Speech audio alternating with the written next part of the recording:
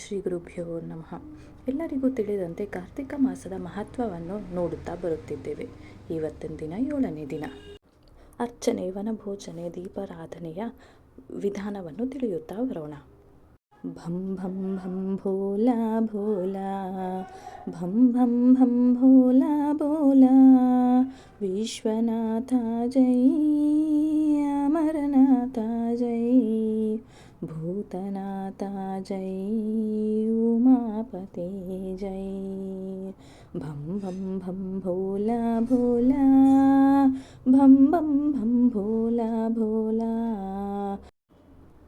ವಸಿಷ್ಠ ಮಹಾಮುನಿಗಳು ಮತ್ತೆ ಜನಕ ಮಹಾರಾಜನನ್ನು ನೋಡಿ, ಎಲೆ ರಾಜೇಂದ್ರ, ಕಾರ್ತಿಕ ಮಹಾತ್ಮೆಯಲ್ಲಿ ಅಡಗಿರುವ ವಿವಿಧ ವಿಷಯಗಳನ್ನು ವಿಷಾದವಾಗಿ ಹೇಳುತ್ತೇನೆ ಕೇಳು.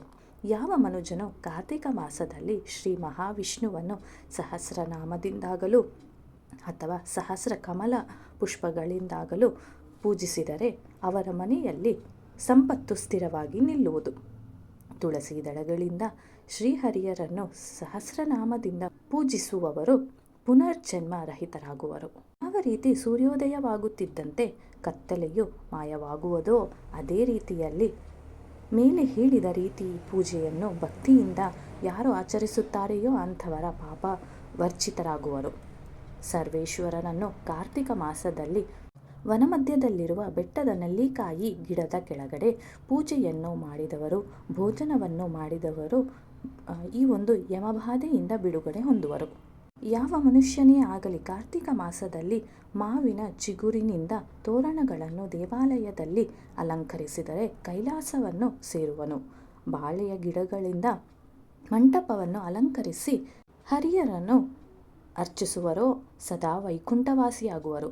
ಮೇಲೆ ಹೇಳಿದ ರೀತಿಯಲ್ಲಿ ಕಾರ್ತಿಕ ಮಾಸದಲ್ಲಿ ಸ್ನಾನ, ದಾನ, ದೀಪಾದಿಗಳನ್ನು ಆಚರಿಸಲು ಶಕ್ತಿ ಇಲ್ಲದವರು ಪ್ರಾತಃ ಕಾಲದಲ್ಲಿಯೂ ಸೂರ್ಯೋದಯ ಸೂರ್ಯಾಸ್ತಮಯ ಕಾಲದಲ್ಲಾಗಲಿ ದೇವಾಲಯಕ್ಕೆ ಹೋಗಿ ಸಾಷ್ಟಾಂಗ ದಂಡ ಪ್ರಣಾಮಗಳನ್ನು ಆಚರಿಸಿದರೆ ಅವರಿಗೆ ಪಾಪಹರವಾಗುವುದೇ ಅಲ್ಲದೆ ಅಶ್ವಮೇಧಯಾಗವನ್ನು ಮಾಡಿಸಿದ ಫಲವೂ ಉಂಟಾಗುತ್ತದೆ.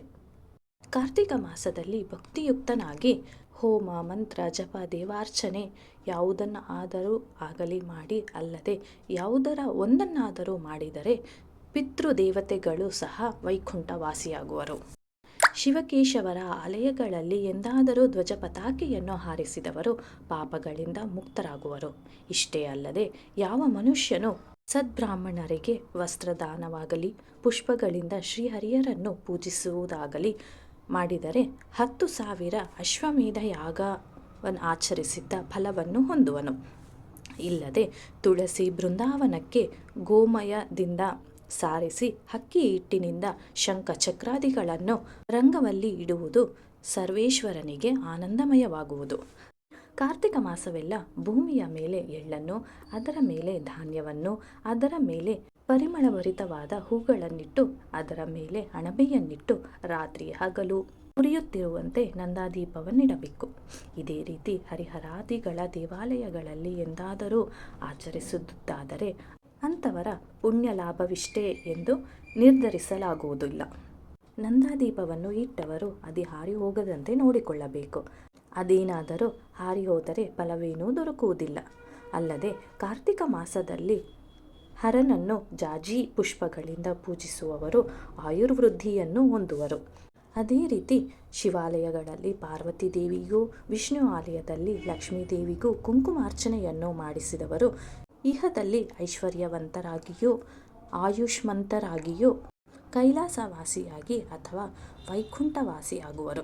ಕಲ್ಯಾಣ ಮಂಟಪದಲ್ಲಿ ಶಿವಕೇಶವರ ಅರ್ಚಿಸಿದವರು ಕೈಲಾಸವನ್ನಾಗಲಿ ವೈಕುಂಠವನ್ನಾಗಲಿ ಸೇರುವರು. ಕಾರ್ತಿಕ ಮಾಸದಲ್ಲಿ ಹರಿಹರಾದಿಗಳನ್ನು ಮಲ್ಲೆ ಪುಷ್ಪಗಳಿಂದ ಅಥವಾ ಪರಿಮಳ ಪತ್ರ ಪುಷ್ಪಗಳಿಂದ ಪೂಜಿಸಿದರೆ ಸರ್ವ ಪಾಪ ವಿಮುಕ್ತಿವಾಗುವುದು.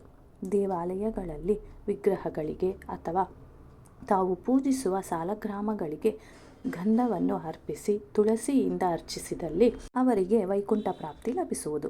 ಅಧಿಕ ಭಕ್ತಿಯುತರಾಗಿ ಅನ್ನದಾನವನ್ನು ಮಾಡಿದವರು ಅಘನಿವೃತ್ತಿ ಹೊಂದುವರು. ಕಾರ್ತಿಕ ಮಾಸದಲ್ಲಿ ಎಳ್ಳು ದಾನ, ನದಿ ಸ್ನಾನ, ಬ್ರಾಹ್ಮಣ ಸಮಾರಾಧನೆ ಅತಿ ಉತ್ತಮವಾದದ್ದು. ಯಾರು ಇವನ್ನೆಲ್ಲ ಆಚರಿಸುವುದಿಲ್ಲವೋ ಅವರಿಗೆ ನರಕ ಪ್ರಾಪ್ತಿಯಾಗುವುದು. ಇಷ್ಟೇ ಅಲ್ಲದೆ ಅವನು 100 ನಾಯಿ ಜನ್ಮಗಳನ್ನು ಅನುಭವಿಸಿ ನಂತರ ಮೂಗನಾಗಿ ಹುಟ್ಟುವನು. ಶ್ರೀ ಮಹಾವಿಷ್ಣುವನ್ನು ಸುಗಂಧಭರಿತವಾದ ಪುಷ್ಪಗಳಿಂದ ಪೂಜೆ ಮಾಡಿದವರು ಸೂರ್ಯಮಂಡಲವನ್ನು ಸೇರಿ ಪರಮ ಸುಖವನ್ನು ಅನುಭವಿಸುವವನು. ಶ್ರೀ ಮಹಾವಿಷ್ಣುವನ್ನು ಭಕ್ತಿಯುಕ್ತನಾಗಿ ಪೂಜಿಸುವವರು 7 ಜನ್ಮಗಳಲ್ಲಿ ಬ್ರಾಹ್ಮಣರಾಗಿ ಜನಿಸಿ ವೇದಾಂಗ ಪಾರಂಗತರಾಗಿ ತಪೋನಿಷ್ಠಾಗರಿಷ್ಠರಾದ ಸದ್ಬ್ರಾಹ್ಮಣರ ವಂಶದಲ್ಲಿ ಜನಿಸಿ ಮೋಕ್ಷಾದಿ ವಿದ್ಯೆಗಳನ್ನು ಅಭ್ಯಾಸಿಸಿ ಪರೋಪಕಾರಿಗಳಾಗಿ ವರ್ತಿಸುವರು. ಕಾರ್ತಿಕ ಮಾಸದಲ್ಲಿ ಅಗಸೆ ಹೂವಿನ ದಂಡೆಯನ್ನು ಪೂಜಿಸಿ ಅವುಗಳಿಂದ ಮಾಲೆಯನ್ನು ತಯಾರಿಸಿ ಮಾಧವನ ಕಂಠದಲ್ಲಿ ಅಲಂಕರಿಸಿದವರು ಕುಬೇರನಂತೆ ಧನವಂತರಾಗುವರು. ಶ್ರೀ ಮಹಾವಿಷ್ಣುವನ್ನು ತುಳಸಿ ಪತ್ರದಿಂದ ಅನನ್ಯ ಭಕ್ತಿಯಿಂದ ಪೂಜಿಸಿದರೆ ಶಿವಲೋಕ ಪ್ರಾಪ್ತಿಯಾಗುತ್ತದೆ. ಅಲ್ಲದೆ ಕಾರ್ತಿಕ ಮಾಸದಲ್ಲಿ ಒಂದು ಭಾನುವಾರವಾದರೂ ನದಿ ಸ್ನಾನ ಮಾಡಿದರೆ ಆ ತಿಂಗಳೆಲ್ಲ ಸ್ನಾನ ಮಾಡಿದ ಫಲವನ್ನು ಲಭಿಸುತ್ತದೆ. ಇಡೀ ತಿಂಗಳು ಸ್ನಾನವನ್ನು ಮಾಡಲು ಆಗದೇ ಇರುವವರು ಪಾಡ್ಯಮಿ, ಪೌರ್ಣಿಮಾ, ಅಮಾವಾಸ್ಯೆಯೊಂದು ಮಾಡಿದರೆ ಇಡೀ ತಿಂಗಳು ಮಾಡಿದ ಫಲವು ಸಿಗುತ್ತದೆ.